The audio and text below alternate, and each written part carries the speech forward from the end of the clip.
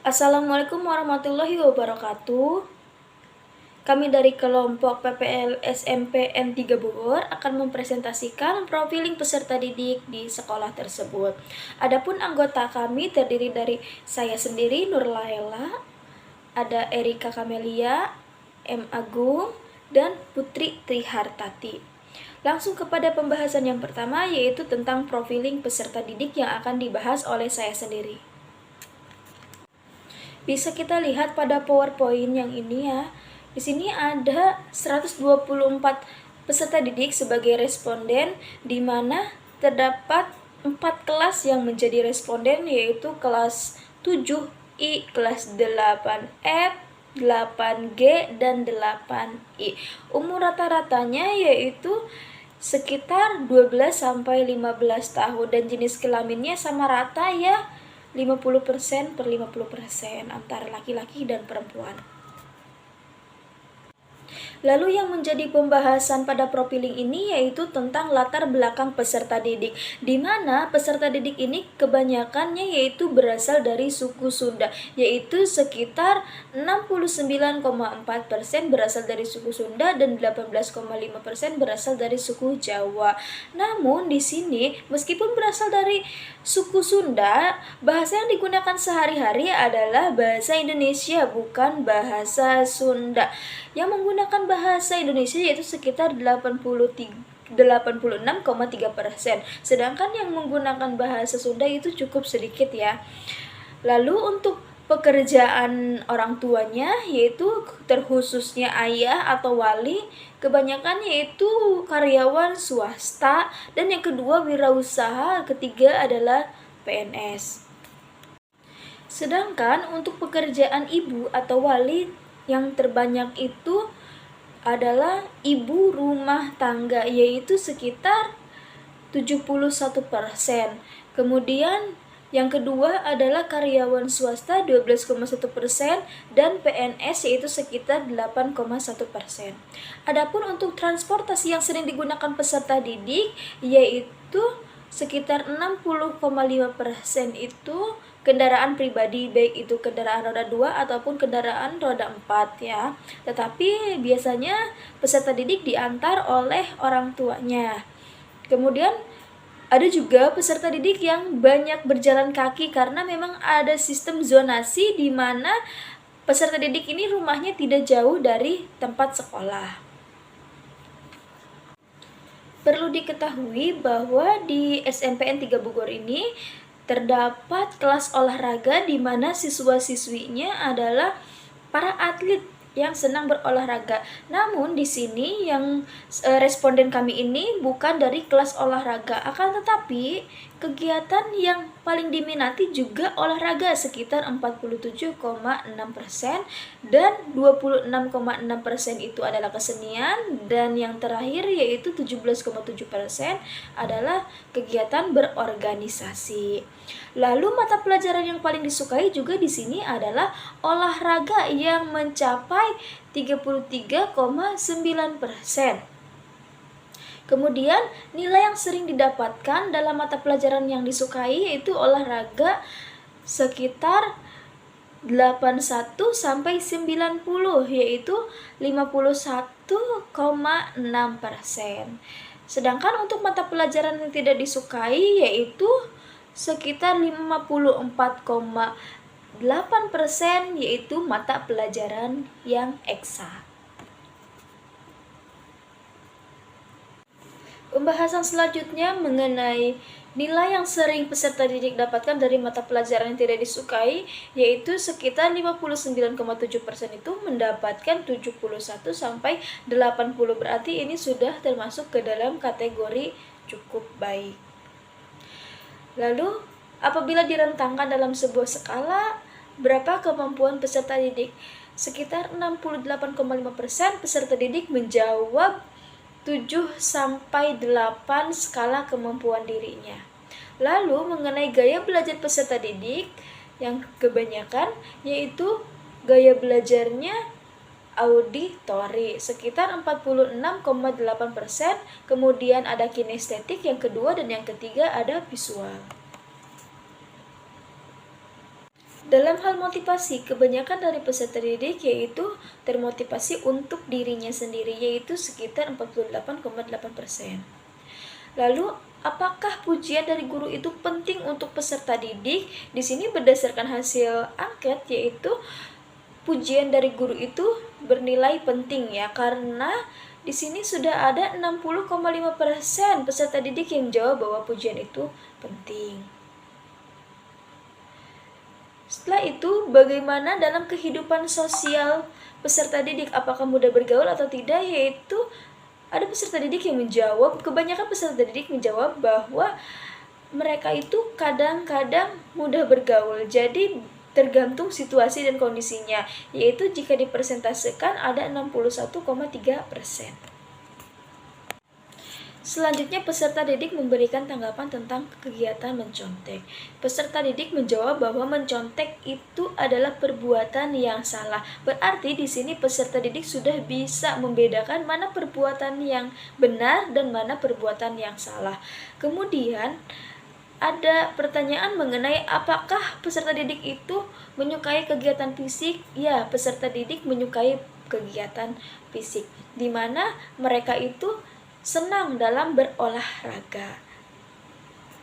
Sekarang saya akan memaparkan perkembangan fisiologis peserta didik di SMPN 3 Bogor. Masa remaja dikenal sebagai salah satu periode dalam rentang hidup yang bisa dibilang memiliki keunikan. Salah satunya adalah perubahan biologis dan fisiologis yang berlangsung cukup pesat, dan ini terjadi di masa puber atau pada awal masa remaja, yaitu sekitar 11 sampai 15 tahun pada wanita dan 12 sampai 16 tahun pada pria. Lalu bagaimana dengan peserta didik di SMPN 3 Bogor? Apakah mereka sudah mengalami masa puber dan mereka mengalami perubahan tinggi badan secara signifikan? Jawabannya ya. Sekitar 74,2% anak menjawab ya, bahwa mereka sudah mengalami perubahan tinggi badan secara signifikan. Lalu di usia berapa mereka mengalami itu? Jawabannya data paling banyak yaitu di usia 10 sampai 12 tahun dan 12 sampai 15 tahun. Hal ini sesuai ya dengan pemaparan saya di awal, bahwa itulah usia di mana anak-anak mengalami masa pubertas dan terjadi perubahan biologis dan fisiologis yang cukup pesat. Nah, di nomor 3 ini datanya cukup signifikan bahwa mayoritas anak sudah menyadari bahwa mereka sudah memasuki masa pubertas. Ini hasilnya sekitar 93,5% atau 116 anak dari 124 anak menjawab bahwa mereka sudah menyadari bahwa mereka sudah memasuki masa pubertas. Assalamualaikum warahmatullahi wabarakatuh. Di sini saya Putri Trihartati. Saya akan mempresentasikan hasil angket atau hasil profiling dari SMPN 3 Bogor. Nah, di sini saya akan menjelaskan pada tahap perkembangan psikologis peserta didik di SMPN 3 Bogor dengan jumlah respondennya itu sebanyak 124 orang, yang dimana bisa kita lihat bahwa dalam perkembangan psikologis itu terbagi menjadi 4 bagian. Yang dalam aspek perkembangan kognitif siswa menunjukkan bahwa adanya manfaat dari mata pelajaran yang disukai. Nah, manfaatnya itu jawabannya sangat beragam. Jawaban tersebut dapat disimpulkan bahwa manfaat dari mata pelajaran yang disukai itu mereka mendapatkan suatu pengetahuan atau informasi, menambahkan wawasan, membantu menjadi penulis, termotivasi untuk belajar, mengetahui barang sejarah, menjadi kuat, pintar, dan semangat dalam mengerjakan tugas sehingga pembelajaran pun menjadi menyenangkan atau menjadi asyik.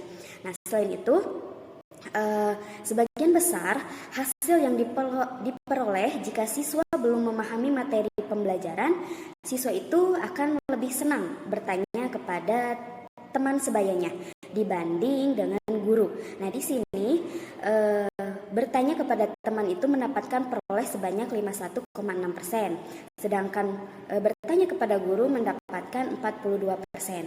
Dan di sini juga menunjukkan bahwa terjadinya interaksi yang bagus antara peserta didik atau antara siswa dengan siswa dan siswa dengan gurunya, seperti itu.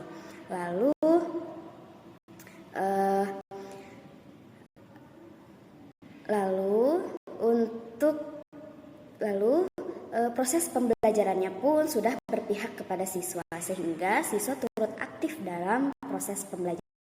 Lalu yang kedua yaitu di sini bisa kita lihat bahwa pada soal nomor 3, 4, dan 5 itu kita menganalisis aspek perkembangan emosi pada peserta didik. Nah, di sini hasilnya menunjukkan bahwa metode belajar yang paling disenangi oleh peserta didik adalah dengan bereksperimen atau dengan praktikum sebanyak 50,8%. Diskusi 29% dan ceramah oleh guru sebanyak 16,1% dan sisanya untuk yang lainnya. Nah, dengan banyak di sini dapat disimpulkan bahwa dengan banyaknya melakukan kegiatan eksperimen, maka setiap siswa itu akan merasa termotivasi untuk menggali ilmu yang belum diketahuinya, dan mereka itu akan mengembangkan ilmu yang mereka ketahui, di mana siswa itu akan mengamati sebuah objek, menganalisis objek, dan membuktikannya sendiri objek tersebut gitu. Kemudian siswa dapat menarik kesimpulannya dari hasil eksperimennya. Nah, pengaruh suasana perasaan dalam kegiatan belajar tersebut, siswa rata-rata menjawab pilihan sangat berpengaruh. Kenapa? Karena suasana atau mood peserta didik itu dapat mempengaruhi proses pembelajaran. Selain itu, siswa kadang-kadang merasa sulit dalam mengendalikan perasaannya dengan mendapatkan persentase sebanyak 58,1%. Pada aspek perkembangan psikososial pada soal nomor 6, 7, dan 8 diketahui bahwa dalam aspek perkembangan psikososial menunjukkan peran lingkungan keluarga itu sangat penting dalam pengembangan siswa. Nah, sebanyak 64,5% siswa merasa bahwa lingkungan keluarga itu sangat suportif, sangat mendukung.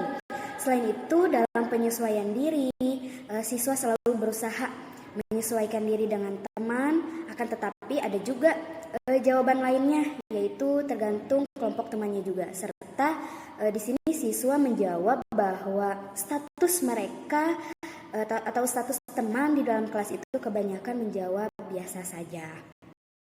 Yang terakhir yaitu ada aspek perkembangan moral pada soal nomor 9, 10, dan 11. Diketahui bahwa dalam aspek perkembangan moral itu menunjukkan bahwa kebanyakan siswa itu di sini bisa kita lihat bahwa siswa itu banyak melanggar aturan di sekolah. Nah, di sini perbandingannya hampir setengahnya ya. Ada siswa yang melanggar peraturan sekolah dengan sebanyak 50,8% dan ada juga siswa yang belum pernah atau tidak pernah melakukan pelanggaran di sekolah, yaitu sebanyak 38,7%. Nah, untuk pelanggaran-pelanggaran lainnya di sini bisa kita lihat bahwa seperti siswa itu membuat keributan antar teman, menyontek, dan sebagainya.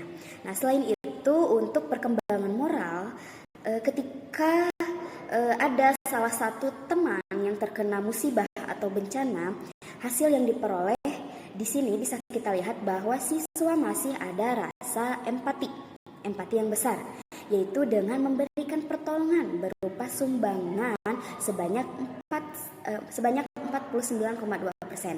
Nah, di sini berarti menunjukkan bahwa siswa di SMPN 3 Bogor itu rasa empatinya sangat tinggi.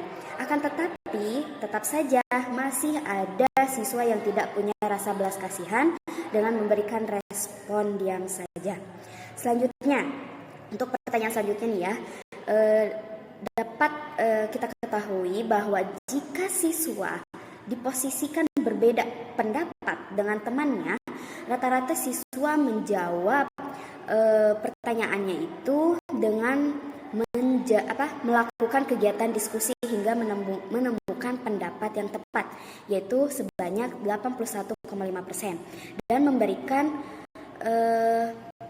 pendapatnya meski pendapat temannya itu belum tepat gitu. Nah, di sini dapat disimpulkan bahwa siswa menghargai pendapat dari temannya sehingga siswa itu dapat menerima saran dan kritik untuk menghasilkan pemahaman yang sama.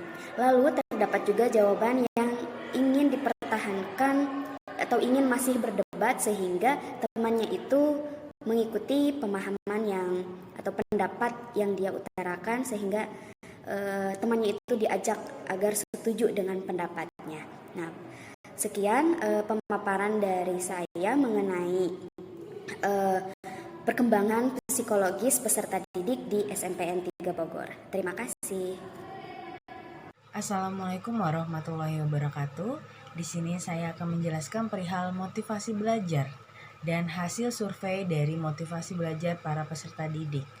Adapun untuk pengertian motivasi belajar menurut Sadirman adalah keseluruhan daya penggerak di dalam diri siswa yang menimbulkan kegiatan belajar, yang menjamin keberlangsungan dari kegiatan belajar dan memberikan arah pada kegiatan belajar, sehingga tujuan yang dikehendaki oleh subjek belajar itu dapat tercapai. Nah, dari pengertian ini kita dapat simpulkan bahwa motivasi belajar adalah segala sesuatu yang mendorong siswa untuk belajar dan mencapai tujuan pembelajaran. Selanjutnya adalah survei mengenai apakah para peserta didik berani menjawab pertanyaan dari guru ataupun bertanya kepada guru. Nah, sebanyak 71,5% mengatakan kadang-kadang berani, kadang-kadang tidak. Sedangkan 21,5% mengatakan berani dan sisanya adalah tidak. Dari survei ini kita bisa melihat bahwa kebanyakan siswa cenderung tidak menjawab pertanyaan ataupun bertanya kepada guru. Nah, dari survei pertanyaan sebelumnya adalah memang kecenderungan siswa adalah ketika tidak mengerti lebih suka dan nyaman bertanya kepada teman sejawatnya dibanding kepada guru. Nah, ini juga menjadi PR seorang guru bagaimana membuat para siswanya berani bertanya dan juga menjawab pertanyaan-pertanyaan dari guru. Selanjutnya adalah survei mengenai apa yang membuat peserta didik ini semangat belajar. Nah, ini hasilnya berbeda-beda, bervariasi. Secara garis besar, pertama karena itu karena bertemu teman di kelas. Terus kedua, guru yang asik. Ketiga adalah pembelajaran praktik. Dan keempat lebih kepada sosok, entah karena orang tua ataupun karena gebetan atau juga karena siswa sudah memiliki cita-cita sehingga semangat untuk belajar. Nah, jika kita melihat dari survei ini bahwa penting bagi kita untuk membangun kondisi yang nyaman, aman, dan memberitahu siswa bagaimana bersosialisasi yang baik, bagaimana berempati, karena dari survei ini kita bisa lihat bahwa motivasi terbesar para siswa untuk belajar adalah bertemu dengan teman gitu, selain karena guru yang asik dan lain sebagainya. Jadi penting untuk kita membangun lingkungan yang aman, nyaman, dan sehat. Selanjutnya saya akan menjelaskan apakah para siswa memiliki motivasi yang tinggi untuk melanjutkan pendidikan ke jenjang yang lebih tinggi atau ke jenjang yang selanjutnya adalah adapun hasil survei sebanyak 96% para siswa mau melanjutkan pendidikannya ke jenjang selanjutnya. Adapun menurut hasil survei ini, walaupun sedikit, ada beberapa siswa yang tidak mau melanjutkan sekolah. Nah, ini harus menjadi perhatian para guru walaupun jumlahnya sedikit. Nah, tapi bagaimana untuk meningkatkan motivasi anak untuk melanjutkan pendidikan ke jenjang yang lebih tinggi lagi. Adapun apa yang menjadi cita-cita, ini jawabannya sangat beragam, tapi paling banyak ditemukan adalah ingin menjadi seorang dokter, baik dokter umum, dokter hewan, dan sebagainya. Yang kedua adalah TNI ataupun polisi. Dan cita-cita selanjutnya ada yang menjadi psikolog, penulis, pemain game, terus juga pengusaha dan lain sebagainya. Nah, dari survei cita-cita ini bisa kita simpulkan bahwa pengetahuan peserta didik mengenai lapangan pekerjaan cukup luas, terlihat dari cita-cita yang ada. Bahkan ada juga yang ingin menjadi seorang chef. Nah, selanjutnya saya akan menjelaskan perihal apakah peserta didik merasa bosan ketika belajar di sekolah. Nah, berdasarkan hasil survei, sebanyak 69% lebih siswa mengatakan kadang-kadang merasa bosan dan kadang-kadang tidak. Adapun sebanyak 16% mengatakan bosan dan sebanyak 14% lebih mengatakan tidak. Nah, dari hasil survei ini berarti kecenderungan para siswa merasa bosan ketika belajar di sekolah. Nah, ini bisa kita telusuri lebih dalam lagi bagaimana atau apa penyebab siswa merasa bosan belajar di sekolah dan cara apa untuk menanggulangi rasa bosan peserta didik ketika belajar di sekolah dan bagaimana cara memotivasinya. Selanjutnya adalah lingkungan seperti apa sih yang membuat peserta didik nyaman. Kebanyakan peserta didik mengatakan bahwa lebih senang belajar sendiri dan sambil mendengarkan musik, disusul dengan lebih senang belajar berkelompok, dan sisanya adalah lebih senang belajar berkelompok sambil mendengarkan musik. Nah, berarti dari survei ini bahwa anak-anak lebih cenderung senang dan nyaman ketika belajar itu sambil mendengarkan musik dan juga belajar berkelompok pun belajar sendiri.